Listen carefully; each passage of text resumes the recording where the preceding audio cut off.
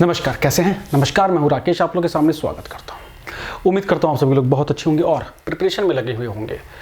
नवंबर महीने का second week का करंट अफेयर एक इम्पॉर्टेंट सेक्शन है आप लोगों का, और पिछले एक सप्ताह पहले का करंट अफेयर हम लोगों ने किया है। इसमें आपको ये वीडियो जरूर छोटी दिख रही होंगी, लेकिन आज के इस लेक्चर में भी हम लोग कम से कम 15 से 18 करंट अफेयर करेंगे टू द पॉइंट। और ये वो करंट अफेयर है जो लगभग परीक्षा में आपको सम्मिलित होते हुए दिखेंगे। KVS PRT TGT PGT, librarian, LDC कुछ भी, या UP PCS BO RO की परीक्षाओं के लिए। अगर आप सुपर टेट के लिए प्रिपेयर करें तो भी करंट अफेयर की वर्थ आपको यहाँ देखिएगी। इसमें ऐसा कोई करंट अफेयर शामिल लगभग मैं अवॉइड करता हूँ जो थोड़ा सा नॉर्मल हो या जो जिसके आने का चांसेस थोड़ा सा रिड्यूस होता हो। ठीक है, चलिए फटाफट क्वेश्चंस को लेके आगे बढ़ते हैं। और जो आपने करंट अफेयर पहली बार देखे हैं या आपसे स्किप हो गए तो उसे लिख लीजिएगा। मैं तो सजेस्ट करूँगा कि सारे ही लिख लीजिएगा, फ़ायदा होगा। लिखने का अपना मज़ा है। इसकी PDF मैं टेलीग्राम ग्रुप में दे दूँगा, फिर भी लिखने का अपना मज़ा है।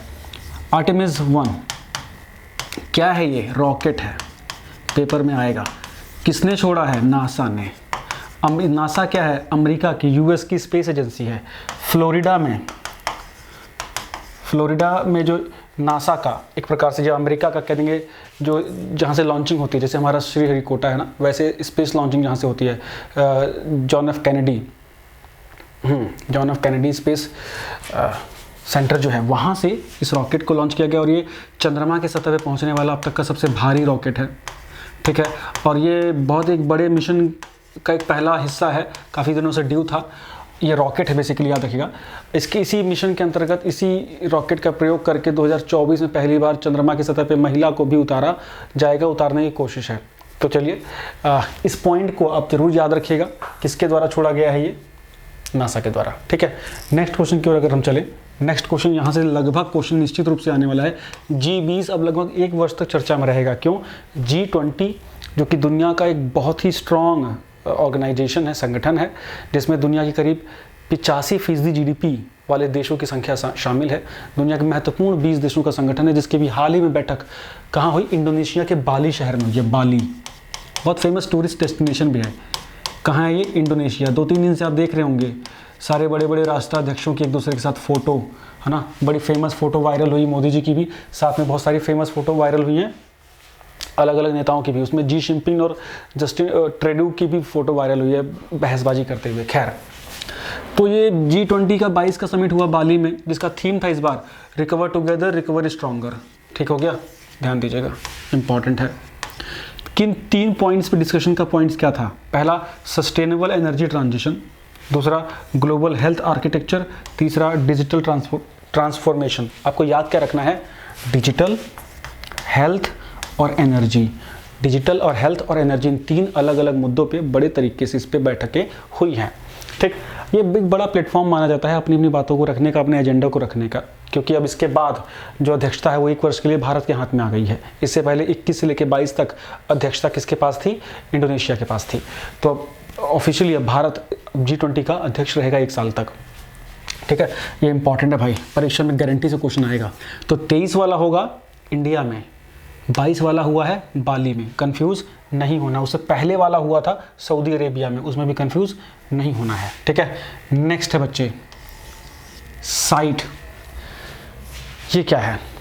जो ये माइग्रेटरी स्पीसीज होती हैं, है ना, और उनके संरक्षण के लिए एक प्रकार से COP बैठक होती है। COP वही होती है जैसे कि कॉन्फ्रेंस ऑफ पार्टी बोलते हैं इसको भी।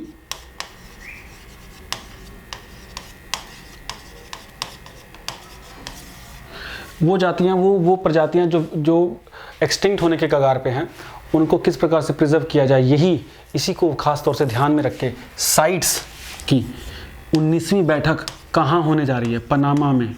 कहाँ होने जा रही है? पनामा। इंपॉर्टेंट है। दक्षिण अमेरिकी महाद्वीप का एक आइलैंड है, उत्तरी और दक्षिणी अमेरिकी महाद्वीप के बीच में आप देखेंगे, कैरिबियन एरियाज़ के पास। ठीक है, तो पनामा देश में ये साइट्स की 19वीं COP होने जा रही है। इंपॉर्टेंट है। ये किस क्षेत्र में काम करती है? खास तौर से IUCN से मिलता जुलता काम है इनका। जो एक्सटेंशन की ओर जो जातियाँ जा रही हैं, स्पीसीज प्रजातियाँ जा रही हैं, उनके संरक्षण को लेके रेगुलेशन, रूल्स, कन्वेंशन पे काम होता है। नेक्स्ट पॉइंट अगर हम देखें, सी विजिल बहुत इंपॉर्टेंट है। सी विजिल भारतीय नौसेना का एक युद्ध अभ्यास है। भारतीय नौसेना का एक कोर युद्धाभ्यास है, सारी नौसैनिक डिफेंस फोर्सेस को मिला के युद्धाभ्यास हुआ, ठीक, जिसके अंतर्गत मुख्य लक्ष्य क्या था, ये इसमें थिएटर लेवल पे रेडिनेस ऑपरेशनल एक्सरसाइज इसका नाम दिया गया है। इसको अगर नाम दे तो ये मुख्य रूप से इसका जो क्या कह सकते हैं पेरेंट नेम है वो ये है, थिएटर लेवल रेडिनेस।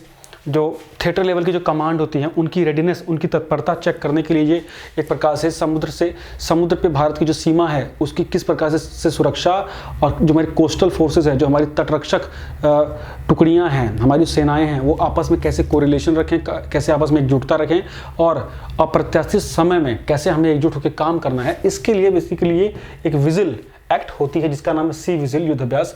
और ये थिएटर स्तर पे जो कमांड होती हैं, अलग अलग जो कमांड होती हैं, उसके आपस की तत्परता के लिए एक्सरसाइज हर साल होती है, पिछले साल भी हुई थी, ठीक है। Next point, state of climate report in Asia. ये रिपोर्ट कब जारी हुई है? ये एक रिपोर्ट है, क्या है बच्चे, ये एक रिपोर्ट है। अभी मैंने आपको पिछले करंट अफेयर में बताया था कि UNFCCC जो कि UNEP United Nation Environment Programme के द्वारा चलाया जाता है, इसकी 27वीं बैठक हुई है, 27 COP। कहाँ पे? मिस्र में।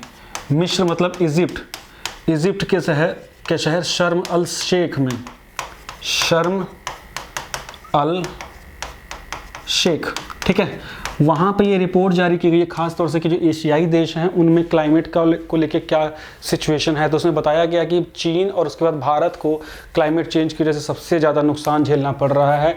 कैलेमिटीज़ काफ़ी बढ़ गई हैं, $18 बिलियन का एक प्रकार से नुकसान हुआ है, अगर सारा उसको मापा जाए मूल्यों में। तो इसमें बड़े पैमाने पर जो नुकसान हुआ है वो खास तौर से बाढ़ से हुआ है, फिर प्राकृतिक आपदाएं जैसे तूफान, सुनामी तो नहीं बोलेंगे, तूफान, चक्रवात जैसी आपदाओं से हुआ है। जो स्थिति है वो बहुत अच्छी नहीं है। तो रिपोर्ट कहाँ जारी हुई है? UNFCCC की 27वीं बैठक में। ध्यान रखना, चिपका देना। करंट अफेयर को इसी तरह करते रहिए, गारंटी दे रहा हूँ आपकी परीक्षाओं में करंट अफेयर इससे बाहर नहीं आएगा। KVS की प्रिपरेशन कर रहे हैं तो बिल्कुल आप हमारे साथ जुड़ सकते हैं। किसी भी डाउट के लिए सबसे पहले तो टेलीग्राम ग्रुप ज्वाइन कर लो, सारी इन्फॉर्मेशन, सारी मेन चीज़ें आ सकती हैं। अच्छा, बिहार PCS का रिजल्ट भी आ गया, ग्रुप में डाल दिया मैंने टेलीग्राम में, ठीक है। नेक्स्ट पॉइंट की ओर अगर आप देखें, क्लाइमेट चेंज परफॉर्मेंस इंडेक्स। भाई ये हर साल ये इंडेक्स जारी होता है कि जलवायु परिवर्तन के ऊपर कौन सा देश कितना काम कर रहा है, इसको ध्यान में देते हुए एक रैंकिंग तैयार करते हैं लोग, है ना। और इसमें इंडिया को रैंक मिला है 8वां, डेनमार्क को रैंक मिला है 4था, पहले दूसरे तीसरे पे कोई नहीं। लगभग ये लोग ऐसे ही करते हैं क्योंकि उस लायक किसी को समझा नहीं गया कि किसी ने ऐसा काम किया हो कि वो रैंक 1 पे रहे या रैंक 2 पे रहे या रैंक 3 पे रहे। तो रैंकिंग इसमें स्टार्ट हुई है 4 नंबर से और इंडिया का रैंक है 8। इसमें ज़्यादातर इंडिया का रैंक ही पूछ के निपटा देते हैं, ठीक है। ध्यान देना है आपको, मज़ा आ रहा है, ऐसे पढ़िए। Yes, next, east Timor ASEAN संगठन का नया सदस्य देश, ठीक है। आसियान दक्षिण पूर्व एशिया का association of south east Asian nation, full form है इसकी। 1967 में बैंकॉक, थाईलैंड में इसकी स्थापना होती है और इसका लक्ष्य होता है कि आपस में कोरिलेशन के साथ अपने इस क्षेत्र का विकास किया जाए। इन देशों का कौन कौन से इसके सदस्य देश हैं? Brunei, Malaysia, Philippines, Singapore, Thailand, Vietnam. 1 2 3 4 5 6। अब इसमें बाकी और चार देश और हैं जो आपको बताने हैं मुझे। अब इसमें ईस्ट ऑफ तिमोर की भी एंट्री हो गई है ना।